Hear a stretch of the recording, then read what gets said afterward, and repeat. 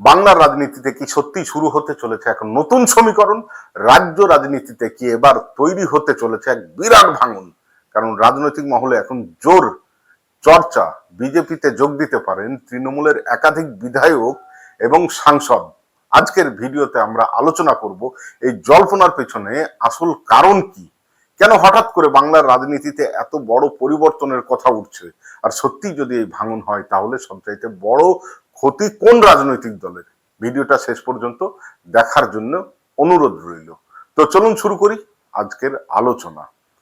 বাংলার রাজনীতিতে দল বদল কিছু নতুন নয়। কখনো তৃণমূল থেকে বিজেপি, কখনো বিজেপি থেকে তৃণমূল, এমনকি সিপিএম থেকে বিজেপিতে বা তৃণমূলেও কিন্তু অনেক নেতা নেত্রী গেছেন।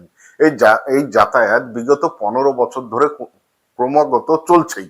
কিন্তু এবার যে খবর রাজনৈতিক করিডোরে ঘুরছে তা আগের সব হিসেবকে ছাপিয়ে যেতে পারে। শোনা যাচ্ছে তৃণমূলের ভেতরে নাকি প্রবল অসন্তোষ তৈরি হয়েছে। দলের একাংশ মনে করছে সংগঠনের ভেতরে তাদের কোনো গুরুত্ব নেই, একদম গুরুত্ব কমে যাচ্ছে, সিদ্ধান্ত গ্রহণে মতামত নেওয়া হচ্ছে না, আর ভবিষ্যৎ নিয়েও তৈরি হয়েছে অনিশ্চয়তা।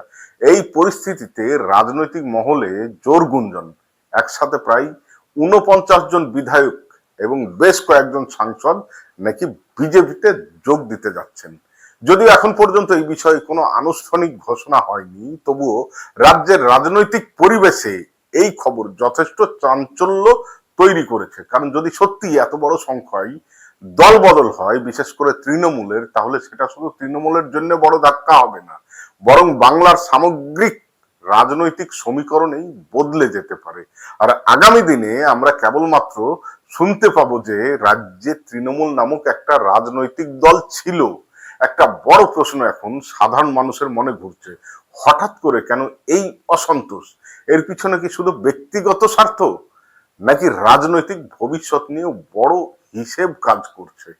রাজনৈতিক বিশ্লেষকদের একাংশ মনে করছেন বিজেপি রাজ্যে ক্ষমতায় আসার ফলে সাম্প্রতিক সময়ে রাজ্যে যে পরিবর্তিত রাজনৈতিক পরিবেশ তৈরি হয়েছে তা অনেক নেতাকেই নতুন করে ভাবাতে বাধ্য করছে।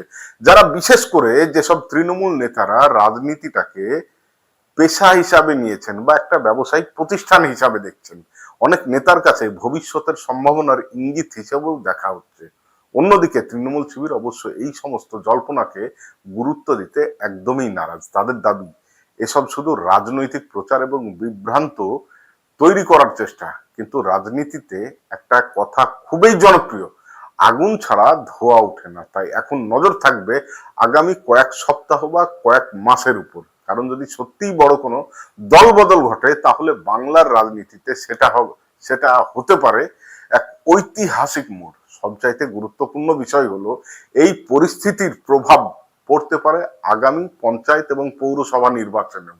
কারণ বড় মুখ দল ছাড়লে শুধু সংখ্যা কমে না, প্রভাব পড়ে সংগঠন, কর্মী মনোবল এবং সাধারণ ভোট ব্যাংকের উপরেও।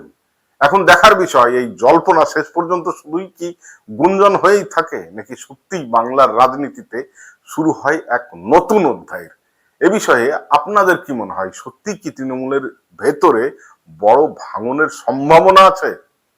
আজকের মতো এই পর্যন্তই। নমস্কার।